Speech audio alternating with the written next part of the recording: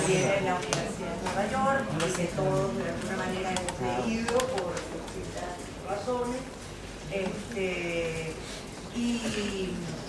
Y bueno, vamos a abordar esta especie de nueva línea de problematización que de alguna manera se emparenta con lo anormal y que viene a pensar lo animal, ¿no? El devenir animal que vuelve a relacionar a Foucault con Deleuze y que nos permite llegar al final de este trayecto para luego tener una última sesión donde realmente sería muy importante para el equipo de trabajo y para el proyecto que lo sostiene, que justifica este encuentro, que ustedes participaran, que hiciéramos preguntas y que tratáramos de cerrar entre todos este evento, ¿no? Entonces, bueno, presento a Gina. Gina todos la conocemos en distintos espacios discursivos también. Sus trabajos sobre memoria creo que determinaron una línea importante de investigación en esta universidad y en nuestro posgrado, y ella también ahora a través del cuerpo ha pasado a dejar de preguntarse por la memoria y comenzar a preguntarse por el devenir animal, ¿no?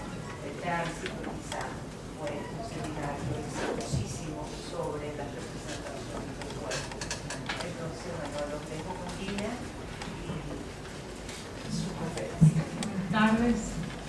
Antes de comenzar la lectura, quiero agradecerle a Leonora haber organizado este simposio, por la constancia, la perseverancia, la batalla que dio para que esto fuera posible, y creo que por lo menos los miembros del equipo de trabajo le debemos enorme gratitud por haber logrado esto y por habernos de algún modo, varios de ustedes lo han dicho, exigido responder a ciertas preguntas y debatir en este espacio acerca de ellas. Bueno, soy la penúltima del grupo, y así como a Erika ayer le tocó ser segundo y eso generó comentarios porque venía después de Raúl, yo vengo antes de Gabriel Giorgi, y además me preceden bueno, todos los demás. Entonces, bueno, siento que es un lugar incómodo y por lo tanto riesgoso, y las posibilidades de meter la pata son muchas. De todas maneras, vamos a ver qué sale. Mi ponencia tiene una pequeña modificación en el título. Se llama La intimidad salvaje, el grado animal de la lengua. Número 1. La vida oblicua.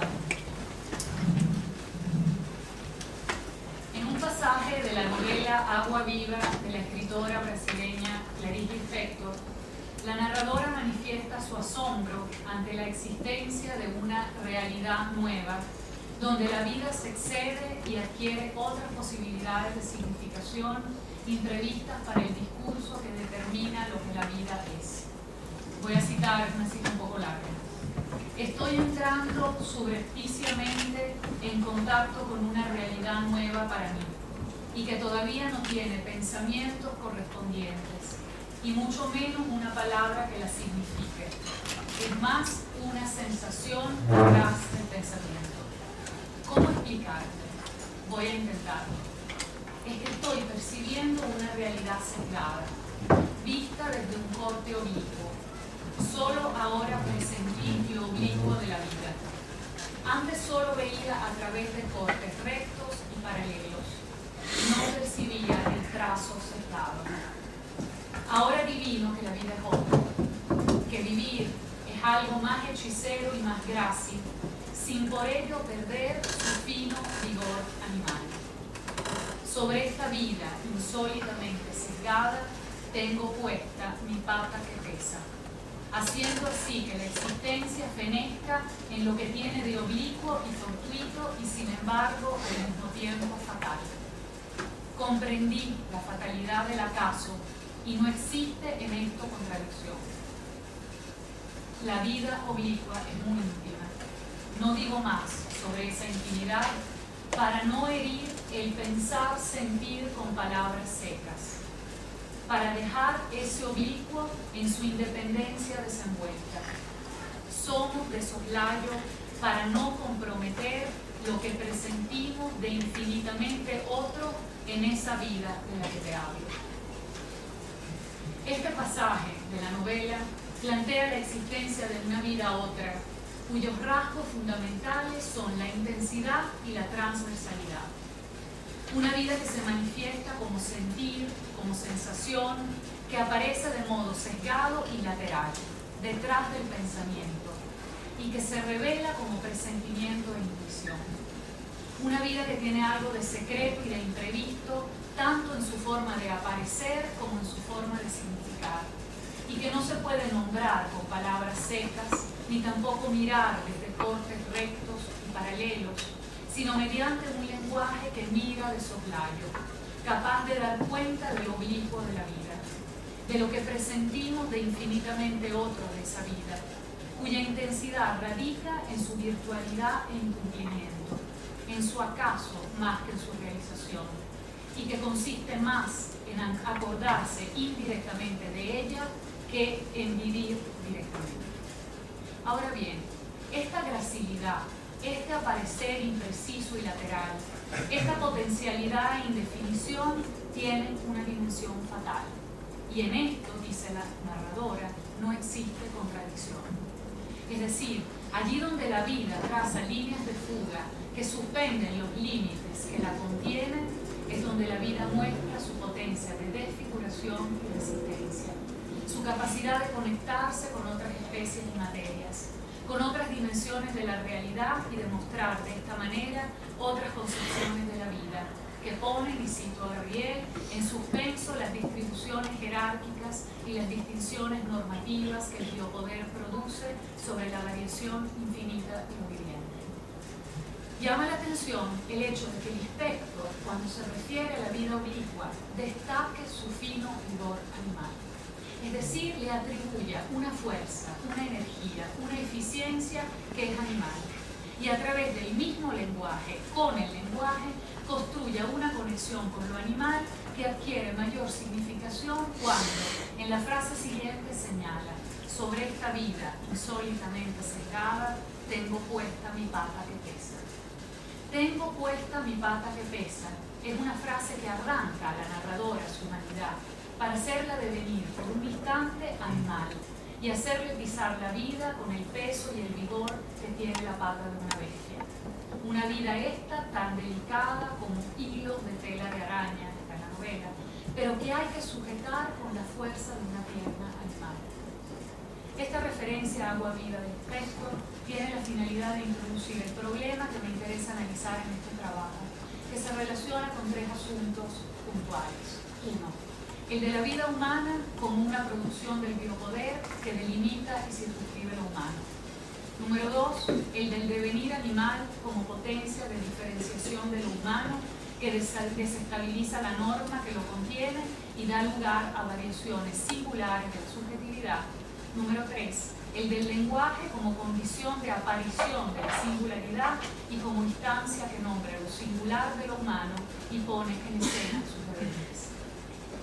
Un recorrido tentativo, sin pretensión ninguna de exhaustividad, por estas tres cuestiones, servirá para acotar el problema que me interesa trabajar en esta ponencia y en mi investigación, que consiste en explorar la relación entre poesía y animalidad, o más específicamente el modo como la poesía hace del animal una lengua, que actúa en la lengua y muestra los alcances de su potencia de afectar. Número 2. El animal de la lengua. Tengo un epígrafe de David Sodergran que dice: espléndido animal salvaje, ahora eres tú el que manda. Cabe destacar que uno de los debates más inquietantes del pensamiento contemporáneo es el que se pregunta sobre la vida del hombre como una producción de discursos, prácticas y dispositivos que la definen y diferenciándola de los otros seres vivos y otras especies. Estos discursos tienen el propósito de determinar lo propio del hombre a través de la asignación de una serie de atributos que lo sustancializan y circunscriben alrededor del concepto de persona, como categoría jerárquica que separa al hombre como sujeto individuo de otros seres y materias vivientes. Gabriel Giorgi, en un artículo titulado La vida impropia, historia de mataderos, 2010, al reflexionar sobre la importancia del discurso de la especie, cito, como discurso fundante y casi siempre tácito, a partir del cual se trazan los límites políticos, jurídicos y culturales de la comunidad, en tanto comunidad humana, destaca que se trata de un discurso siempre atravesado por una inestabilidad que le es inherente, por una falla, por un punto ciego que señala su insuficiencia e inoperancia para dar cuenta de ese más allá de la vida, entendido como fuerza que atraviesa las construcciones normativas del individuo y de lo humano y que las amenaza con su pura potencia de devenir y de creación. La vida, observa Giorgi, se ha vuelto más allá de la subjetividad, lo que viene a exceder los límites del sujeto individual, a arrancarlo del campo de la experiencia, a dislocar el campo de su conciencia, a vaciar su interioridad, a tensar violentamente su lenguaje, a reorganizar sus políticas, a reconfigurar sus modos de producción.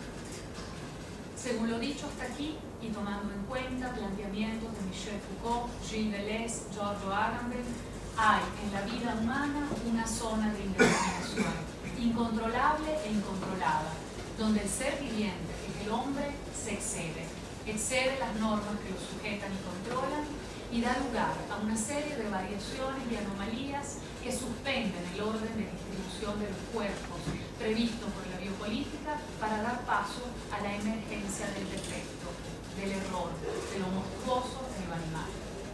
Más precisamente de lo que se trata es de pensar la subjetividad no como una instancia organizadora de la experiencia, sino como pura virtualidad, como conjunto de fuerzas que tienen una variabilidad extrema y una capacidad de afectar y ser afectadas. Además, se trata de fuerzas que cruzan transversalmente los reinos de lo material, lo orgánico y lo psíquico, y abren la vida a devenires no humanos, inatribuibles e inasignables, indefinidos en el sentido de no formados, que no se cierran en una forma total y que dan cuenta de modos de subjetivación singulares y oblicuos, modos animales de lo humano que actúan políticamente al desestabilizar la oposición entre hombre y animal, y al revelar la presencia en el hombre de una diferencia fluctuante que en su indefinición revela la singularidad de lo viviente, como se pudo observar en la escena de la novela. Cabe insistir, siguiendo los planteamientos de Deleuze, en que la presencia de lo animal en la subjetividad no hay que entenderla literalmente, como transformación del hombre en animal o como un asemejarse del hombre a lo animal, sino más bien como lo anómalo del hombre, como lo áspero, lo rugoso, lo insólito del hombre, como devenir anómalo de lo humano, es decir, el animal como un fenómeno de borde, al igual que esa realidad sesgada u oblicua de la que habla el texto, que irrumpe e interrumpe la linealidad de la vida con su pata que pesa. El animal, finalmente, es lo que le sustrae el organismo al hombre, al hacer funcionar sus órganos inorgánicamente. Porque no se trata, según Deleuze, de imitar al perro, sino de componer su organismo con otra cosa. El animal, entonces, es esa variación de lo humano que deshace sus límites y lo proyecta hacia un más allá de lo humano al volverlo materia intensiva y expresiva. Es importante destacar, además, que estas zonas de indistinción de lo humano, donde la especie falla y donde la vida se manifiesta en toda su diferencia, encuentran un lugar de inscripción en la estética. Es decir, son el arte y la literatura los espacios donde la vida oblicua se hace visible, como materia expresiva y donde el afecto y las sensaciones que la conforman adquieren una lengua, se vuelven lengua. Cabe preguntarse entonces, con Giorgi nuevamente, ¿cuál es la relación entre el lenguaje y la singularidad? ¿Acaso el lenguaje tiende a suprimir, a borrar, a aplanar aquello que desborda o desbarata los límites? ¿Las palabras son el final de la singularidad de los cuerpos o son, por el contrario, el vehículo de su emergencia, su línea de constitución? Estas preguntas ponen un énfasis particular en el hecho de que la vida oblicua es un acontecimiento del lenguaje, en el sentido de que su potencia y virtualidad, su devenir y exceso, capaces de producir otros cuerpos y otras significaciones de lo humano, solo se realizan cuando tienen una inscripción en la lengua.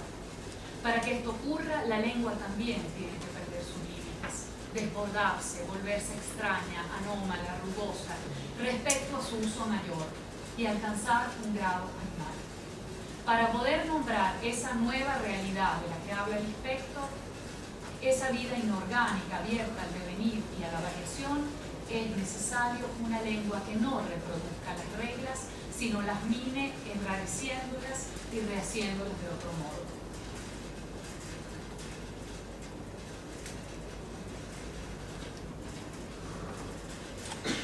El animal está en la lengua y su presencia se manifiesta en el hecho de que inscribe lo inexpresado en el acto mismo de la expresión.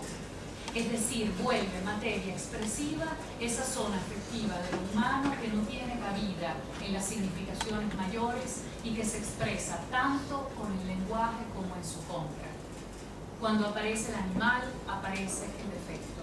Y la lengua es puesta en estado de variación en el plano morfológico, sintáctico, semántico, según sea el caso. Y esta minoración de sus normas abre paso a una gramática de lo intensivo, que logra que la lengua haga lo que expresa, mediante los modos como hace sonar y significar lo que enuncia. ¿Quién no ha conocido, pregunta Deleuze, la violencia de estas secuencias animales que le arrancan al hombre la humanidad, aunque sea solo por un instante, y le hacen rascar su pan como un roedor o le dan ojos amarillos de un felino? Esta interrogante me obliga a volver por un momento a la frase del Inspector que dice: sobre esta vida insólitamente sesgada tengo puesta mi pata que pesa, porque en ella se produce una variación tanto de la anatomía humana, pierna, pata, como de la lengua que nombra esa anatomía, es decir, un devenir animal, tanto de lo humano como de la lengua que nombra lo humano, y que produce una captura e intercambio de fuerzas que revelan lo que puede un cuerpo y los afectos de lo que es capaz, que en este caso se observan en su devenir pata y en el peso de su pisada. Este devenir se materializa en el lenguaje mediante el mismo acto de enunciación, lo que significa que el devenir es la producción de una lengua capaz de escribir la sensación de tener una pierna animal que pesa y pisa como la de las bestias, y en la que deja de ser relevante si se trata de pierna o pata, de hombre o animal, porque lo importante son las conexiones que se producen en ese umbral indeterminado entre ambas especies, que no tendría lugar sin una lengua que hablara en contra de sí misma. La literatura, o cierto tipo de literatura, es entonces una lengua que habla contra la vida y que al hacerlo capta las fuerzas inéditas de lo vital, los modos intensos de ser de lo viviente, ese animal que desarticula la vida para hacerla sonar de otro modo, porque como dice el Inspector en otro pasaje de Agua Viva, cuando me resulta extraña una pintura, entonces es que es pintura. Y cuando me resulta extraña una palabra, es entonces que ella adquiere sentido.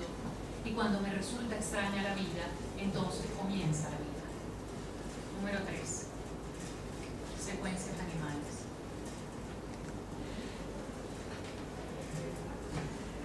Las reflexiones planteadas hasta aquí acerca de la vida oblicua, entendida como el devenir animal de la vida ordenada, tienen el propósito de mostrar la relación existente entre lenguaje y singularidad, e insistir en la función que cumple la literatura como instancia donde tiene lugar esa zona inasignable de la experiencia donde lo humano cambia de naturaleza y tiene una pata que pesa. Si el animal está en la lengua, lo que me interesa pensar es cómo el poema aúlla, relincha, grazna, canta, ¿Cómo hace de la lengua un animal? ¿En qué medida la poesía es el grado más animal de la lengua? El escritor sudafricano Coetzee, en un libro de ensayos titulado La vida de los animales 2001, plantea algunas reflexiones sobre la capacidad que tiene la poesía de significar al animal y hace referencia a un poema de Bell Hooks titulado El jaguar, donde se representa una escena en un zoológico en la que se suceden imágenes de diferentes animales en sus jaulas hasta llegar al jaguar, que constituye una diferencia respecto de los demás por el modo como asume su condición de preso-presa. Cito a Hooks: un jaguar circulando rabioso por la oscuridad de su prisión, taladrándola con los ojos, gira junto a los barrotes, aunque no hay jaula que pueda con él, como no hay celda que aprecie al visionario. Su zancada es el páramo de la libertad. El mundo rueda bajo el largo impulso de su talón, que traslada los horizontes al suelo de su jaula. Coetzee, al referirse al poema, llama la atención sobre la capacidad de la lengua poética de avanzar a tientas hacia una nueva especie de ser en el mundo, un ser que no nos resulta del todo ajeno. Y observa, cito a Coetzee: en estos poemas conocemos al jaguar, no por su apariencia, sino por el modo en que se mueve. El cuerpo es cuerpo en movimiento, o lo es al moverse en su interior la corriente de la vida. Los poemas piden que imaginemos ese modo de moverse, que habitemos ese cuerpo. Lo que propone Hooks no es cuestión de habitar otra mente, sino de habitar otro cuerpo. Nos enseña que también nosotros podemos corporeizar a los animales, mediante ese proceso llamado invención poética que entremezcla el aliento y el sentido. Nos enseña cómo dar vida a ese cuerpo vivo dentro de nosotros. Cuando leemos el poema del jaguar, cuando lo rememoramos después con toda tranquilidad, durante un rato somos el jaguar mismo. Se ondula dentro de nosotros, se adueña de nuestro cuerpo, es nosotros. ¿Cierto? Si bien Coetzee destaca en su lectura del poema de Hooks la potencia expresiva de la lengua poética de nombrar un sentir animal y de hacernos sentir jaguares por un instante, también observa: no es que a los animales no les importe lo que podamos sentir hacia ellos. Sin embargo, cuando desviamos la corriente del sentimiento que fluye entre nosotros y el animal para rimarla las palabras, la abstraemos para siempre del animal, se la hurtamos. Es decir, que la operación intelectual y estética que da lugar a la jaguaridad como una forma de sentir animal pertenece enteramente al hombre, lo que significa entonces que el poema encaja en una economía íntegramente humana, en la que el animal no tiene la menor participación. Porque no es propio del animal disfrutar del horror intelectual, ya que todo su ser se encuentra en carne viviente. Las últimas citas de Coetzee. Esto pareciera apuntar, es una hipótesis, no una certeza, a que el devenir animal como devenir animal de la lengua, si por un lado desarticula los límites que separan las especies, activando la potencia de variación de los seres vivientes a través de su transformación en materia expresiva, por el otro revela hasta dónde el mismo gesto poético pertenece a una economía humana, de significación que opera desde el interior de la lengua mayor, buscando ir en su contra al interferir e intervenir sus leyes y usos. Con la lengua y en su contra es como el animal se abre paso y se vuelve poesía, capaz de devolver el ser vivo y electrizante al lenguaje. A continuación voy a referirme a dos poetas venezolanos, Igor Barreto y Yolanda Panti, con el propósito de mostrar, a través de una aproximación tentativa, cómo enfrentar al animal entendido delicianamente como tratamiento de la lengua.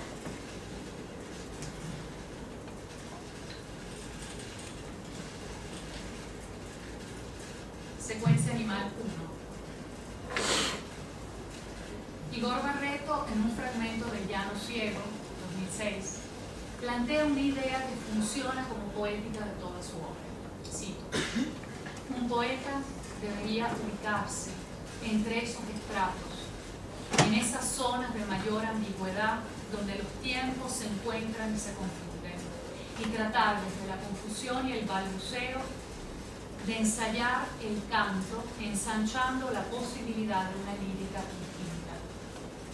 Para que el poeta, cierre de cita, para que el poeta tenga mayores posibilidades de alcanzar una lírica distinta, debe poner el oído en el umbral donde los límites de la experiencia se suspenden y donde la vida hace ruido.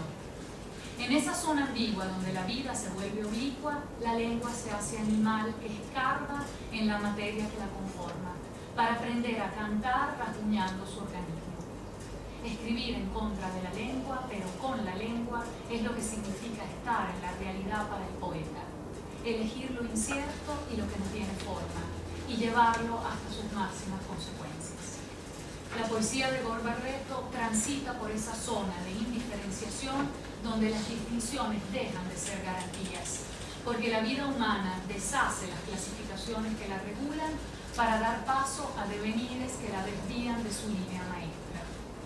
Poesía habitada por umbrales animales que dan cuenta de la proximidad existente entre el hombre y el animal, cuando el lenguaje es su lugar común, cuando la poesía introduce un cuerpo vivo en la lengua para que respire a través de las palabras. La obra de Gor Barreto está atravesada por la presencia animal, desde sus primeros poemarios, Crónicas Llanas, 1989, Tierra Negra, 1993, Tarama 2000, hasta las más recientes, Soy de Apure y El Llano Ciego del 2006, El Duelo y Carretera Nocturna del 2010, encontramos al animal, caimanes, perros, garzas, gallos, serpientes, caballos, manatíes, como una constante de su imaginario y un modo de hacer significar el lenguaje poético. En Barreto, el animal es un estado sonoro que alude a los sentimientos más imprecisos: la tristeza, la incertidumbre, la ajenidad, la intemperie, la espera, el olvido. Cuando aparece un animal, aparece con él la pregunta acerca de cuál es la realidad, porque su presencia alude a realidades profundas que refieren de manera sesgada el mundo íntimo de quien escribe.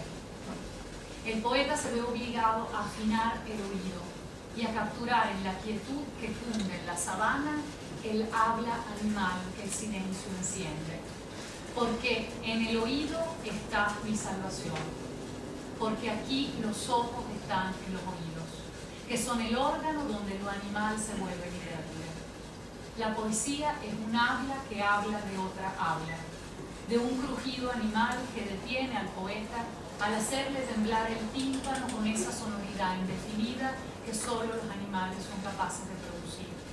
Estos llamados dan cuenta de la vida oblicua, del devenir oculto de la vida, donde, cito a Barreto, entiendo y siento al mismo tiempo, donde todo se confunde y recobro mi asombro al ver, al sentir emerger una imagen, un motivo nuevo y diferente.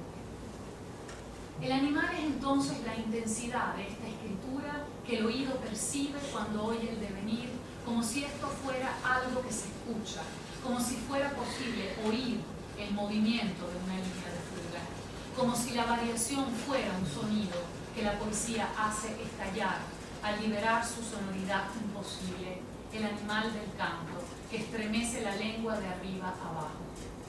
En el umbral algo pasa, algo ocurre y algo transcurre, algo sucede y algo transita. En esto radica el grado animal de la poesía de Barreto. Volver sonora la potencia de variación de la vida, capturar con la palabra lo que se juega en esa zona de la experiencia donde las atribuciones dejan de tener correspondencias y adquieren una lógica anómala. En Barreto, la gallera es un umbral donde se pelea por la vida. Allí, dos cuerpos animales se enfrentan y se confrontan. Allí se juegan el valor y la nobleza, la resistencia y la inteligencia. Allí el hombre se juega al animal. Cito: en la gallera me percaté de que mi alma no estaba en mí, sino en la arena expuesta a la punzante cetrería de las aves. La muerte está aquí. Cuando los gallos batallan y gritan los apostadores, y mana muerte emplumada de los cuerpos. Son las palabras que se anudan y tropiezan las que más viven. Leo el poema y allí combaten la imaginación y la lucidez. La colmena de hombres bulle sobre el modesto redondel de tierra. Nadie gana, todos pierden. A esas aves no les gusta sino el grano de vida. El destino ha llegado sin clamores y los gallos dejaron de reñir. Son navajas que han perdido su filo. En estas anotaciones, en la gallega, acontecen varias peleas.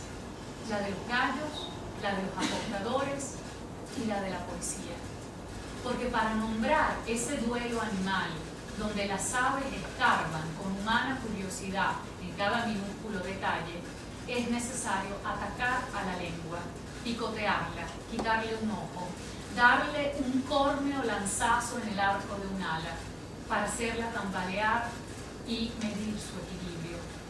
Para los hombres, lo que está en juego es el valor productivo del gallo, pero para el gallo adiestrado al combate, de lo que se trata es de pelear por ese grano de vida, que lo mantiene en pie, eso que la poesía le atribuye reduciéndolo a su valor más exacto, la semilla de vida. Porque al igual que los gallos riñen y buscan cómo encontrar la manera más fiera de morir, del mismo modo la imaginación y la lucidez riñen en el poema, buscando cómo alcanzar el grano de la lengua capaz de significar el batir de las alas de los gallos que se oye a lo lejos.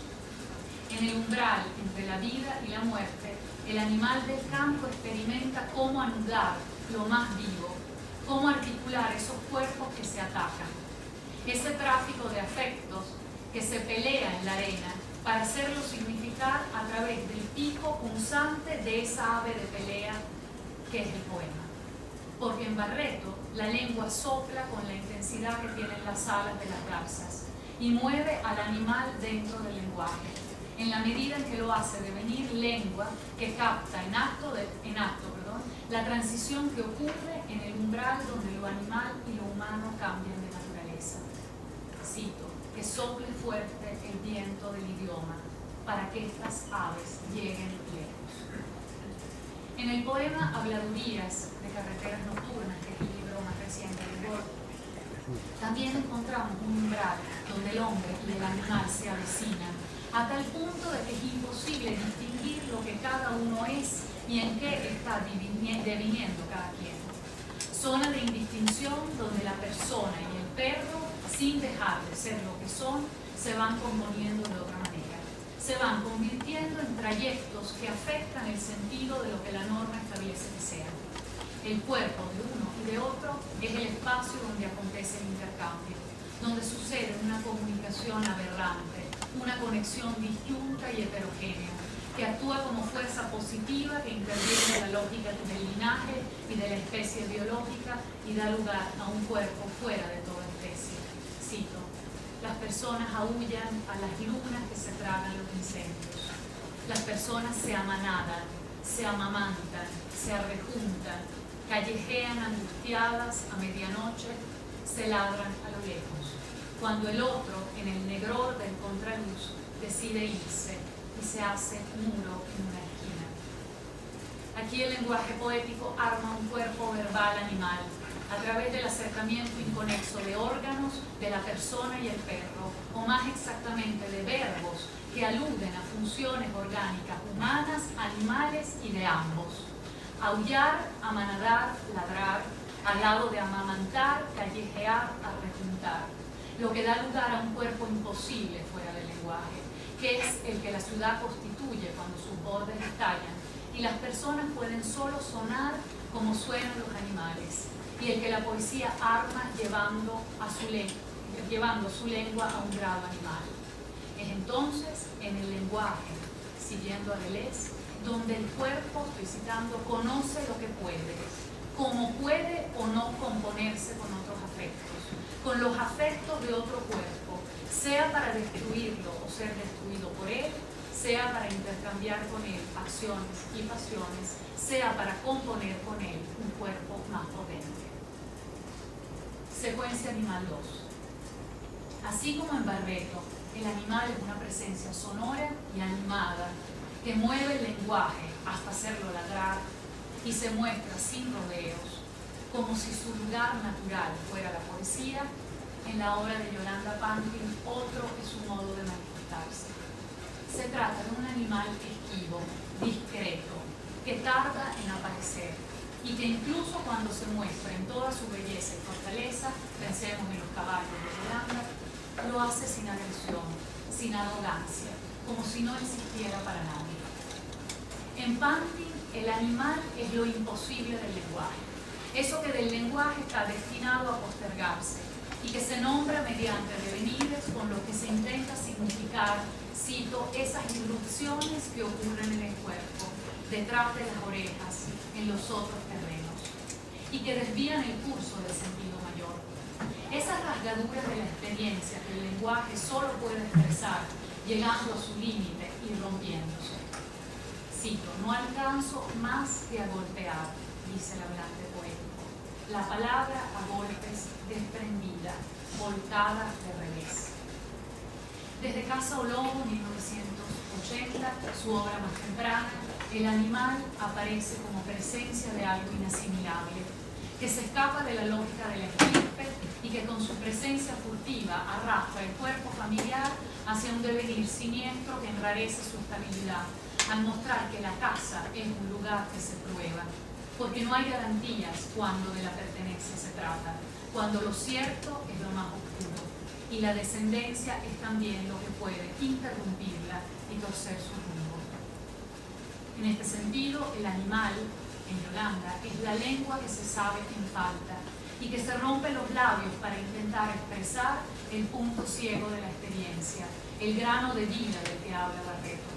El animal es una aventura unicua de la lengua, que busca exponer esa singularidad de lo humano que la obliga a deshacerse y a confrontarse, cito a Giorgi, con su propia potencialidad, con la potencia de decir. Para significar ese punto ciego donde la vida se excede y pierde el equilibrio, donde la subjetividad se desordena y estalla, la poesía hace crecer animales en la lengua. Cito, mírame las manos, los ojos detrás de las trenzas, esta cantidad de vuelo por la piel. Pájaros emanan de tus labios y cuelgan, torre de marfil, madre de la divina gracia. Pájaros rodando de tus labios, pájaros hendidos, pájaros desprovistos y pájaros ángeles. Y ángeles, míranos las manos, los ojos detrás de las trenzas, esta cantidad de vuelo por la piel. En este fragmento se observa una variación del cuerpo humano, cuyo organismo se desborda, cambia de naturaleza, se contagia y se expande. No hay límite que contenga su potencia de devenir, que lo conecta con el cuerpo vivo de la vida y afecta su capacidad de sentir. Aquí la piel es esta cantidad de vuelo, que se puede mirar porque el lenguaje lo hace posible, al ponerle alas a la epidermis, esa superficie externa del cuerpo donde éste termina y donde comienza su afuera, lo que le es lejano y ajeno. La poesía les tira la piel a las palabras, hasta hacerles alcanzar esa ajenidad y lejanía que las hace volar, que las desprende de sus límites y las pone a vibrar. El animal entonces es lo que permite que el hombre huya y se vuelva anómalo de la vida, al hacerlo devenir cantidad de vuelo, al alterar su naturaleza conectándola con otros cuerpos y afectos. La poesía pone al pájaro en los labios y tensa la lengua hasta hacerla graznar, hasta convertir al pájaro desprovisto en ángel, y al ángel en algo evanescente, inatribuible, informe, que solo despliega su potencia de vuelo y de canto. Pájaro de la lengua, pájaro en la lengua y pájaro contra la lengua constituyen una secuencia de estados que dan cuenta de cómo en Pantin las cualidades de las cosas y los seres se vuelven expresión que captan las fuerzas inéditas de lo vital. El animal entonces es el lugar de la literatura, donde se suspenden las clasificaciones y atribuciones y donde tienen lugar, esas comunicaciones transversales, esos amores abominables que son la verdadera naturaleza que atraviesa los reinos. En un poema de la Ética del Padre leemos. Voy a leer el poema completo.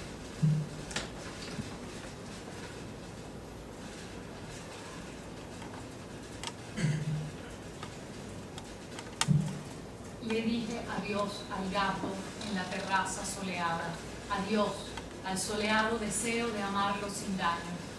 Le dije nunca más nos veremos. Entonces arqueó el lomo de un brutal amarillo y con la pata sobre el seno mudó el gesto salvaje de espío.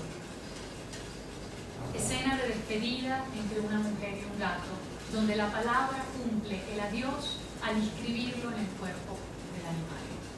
Aquí el lenguaje arquea el lomo del animal y vuelve brutal su amarillo, como si la violencia de la palabra final afectara su pelambre y sus fibras nerviosas.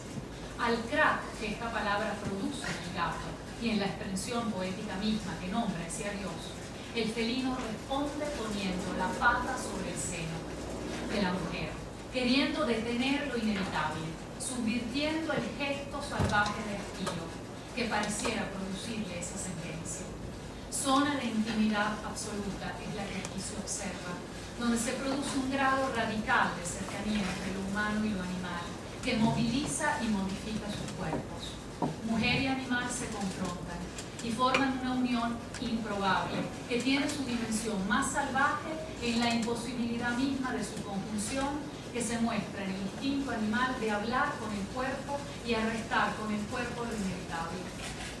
Al adiós de la voz le sucede el roce de la pata.